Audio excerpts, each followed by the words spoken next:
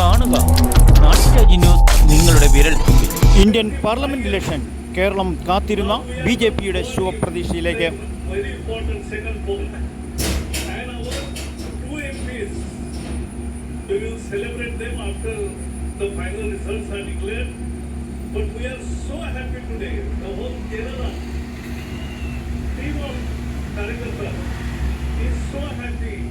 Because for the last 75 years, they have sacrificed a lot. ഇന്ന് രാവിലെ മുതൽ Thodupuzha BJP. ജില്ലാ കാര്യാലയത്തിൽ നിരവധി പ്രവർത്തകരാണ് റിസൾട്ട് അറിയാൻ LCD TV-യുടെ മുന്നിൽ വന്നും പോയുമായി നിന്നത്. പാർലമെന്റ് ഇലക്ഷൻ എണ്ണിത്തീരുന്നതിനു മുമ്പ് തന്നെ 2 സീറ്റ് ബി.ജെ.പിയുടെ സീറ്റ് ഉറപ്പിച്ചതിൽ മറ്റ് 4 സീറ്റുകളോളം വിജയത്തിനോട് അടുത്തു വന്നതിൻ്റെയും സന്തോഷത്തിലാണ് തൊടുപുഴയിലെ പ്രവർത്തകർ. ഇന്ത്യൻ പാർലമെന്റ് ഇലക്ഷനെ നമ്മുടെ കേരളത്തിൽ നിന്നുള്ള വിജയവും എങ്ങനെ വിലയിരുത്തുന്നു? 2024 തെരഞ്ഞെടുപ്പ് കേരളത്തെ സംബന്ധിച്ചിടത്തോളം പുതിയൊരു രാഷ്ട്രീയ പോർമുഖം തുടക്കുന്നതിൻ്റെ ഭാഗമായിട്ടാണ് ഞങ്ങൾ കാണുന്നത്. 24 തെരഞ്ഞെടുപ്പിലുണ്ടായിട്ടുള്ള ഇപ്പം BJPക്ക് 2 സീറ്റ് എന്നുള്ളതാണ് പറയുന്നത്. ദേശീയ ജനാധിപത്യ സഖ്യത്തിന് 2 സീറ്റ് ഇപ്പം നിലവിൽ ലീഡ് ചെയ്തുകൊണ്ടിരിക്കുകയാണ് 2 സീറ്റ്. അപ്പോൾ അതിനകത്ത് പുതിയ ഒരു രാഷ്ട്രീയ സംസ്കാരം കേരളത്തിലേക്ക് കയറി വരുന്നതിൻ്റെ ഭാഗമായിട്ടാണ് BJP ഇതിനെ കാണുന്നത്. ഈ ഒരു മുന്നേറ്റം 2025 നടക്കുന്ന ലോക്കൽ ബോഡി തിരഞ്ഞെടുപ്പിലും 2026 നടക്കുന്ന നിയമസഭാ തിരഞ്ഞെടുപ്പിലും വലിയ മൂവ്മെൻ്റായിട്ട് വരും.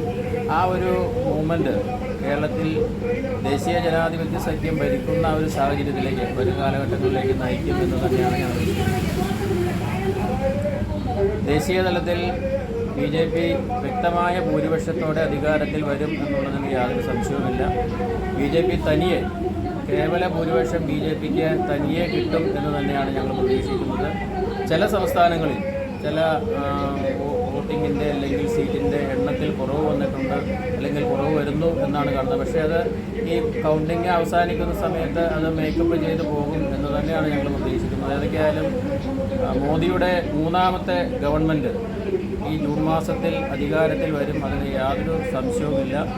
ഭാരതത്തിലെ മുഴുവൻ ആളുകളും, ദേശീയവാദികളായിട്ടുള്ള ജനാധിപത്യ വിശ്വാസികളായിട്ടുള്ള മുഴുവൻ ആളുകളും മോദിയുടെ നേതൃത്വത്തിലുള്ള 3ാമത്തെ സർക്കാരിന് വേണ്ടി കാത്തിരിക്കുകയാണ്. അതിനകത്ത് ഞങ്ങളും വലിയ രീതിയിലുള്ള ഒരു പ്രതീക്ഷയിലാണ് നിലവിൽ. സുരേഷ് ഗോപിയുടെ ഇത്ര ഒരു വലിയ ഭൂരിപക്ഷം പ്രതീക്ഷിച്ചതാണ്. സുരേഷ് ഗോപിയുടെ ഭൂരിപക്ഷം ഞങ്ങൾ പ്രതീക്ഷിച്ചതാണ്. സുരേഷ് ഗോപി 44% വോട്ടുകൾ, ഏതാണ്ട് 4,46,000 വോട്ടുകൾ നേടും എന്നായിരുന്നു പാർട്ടിയുടെ ബൂത്ത് തലത്തിലുള്ള കണക്കുകൾ. അവലോകനത്തിൽ ഭാരതീയ ജനതാ പാർട്ടിക്ക് കിട്ടിയത് 4,46,000 വോട്ടുകൾ മേടിച്ചുകൊണ്ട് സുരേഷ് ഗോപി അവിടെ വിജയിക്കും എന്ന് തന്നെയായിരുന്നു ഞങ്ങളുടെ നിലവിലുള്ള ഞങ്ങളുടെ വിലയിരുത്തൽ. അതേപോലെ തന്നെ തിരുവനന്തപുരത്തും രാജീവ് ചന്ദ്രശേഖർ ജയിക്കുമെന്ന് തന്നെയാണ്. ബാക്കിയുള്ള പത്തനംതിട്ടയും ആറ്റിങ്ങലും ആലപ്പുഴയും പാലക്കാടും കാസർഗോഡും വലിയ മുന്നേറ്റം, അതോടൊപ്പം തന്നെ കോട്ടയം പോലെയുള്ള സ്ഥലങ്ങളിലും വലിയ മുന്നേറ്റം നടത്തും എന്ന് തന്നെയാണ് ഞങ്ങൾ പ്രതീക്ഷിക്കുന്നത്.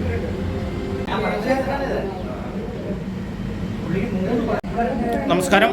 നാട്ടുരാജ്യ ന്യൂസിനു വേണ്ടി തൊടുപുഴ BJP ഓഫീസിൽ നിന്നും KK വിജയൻ.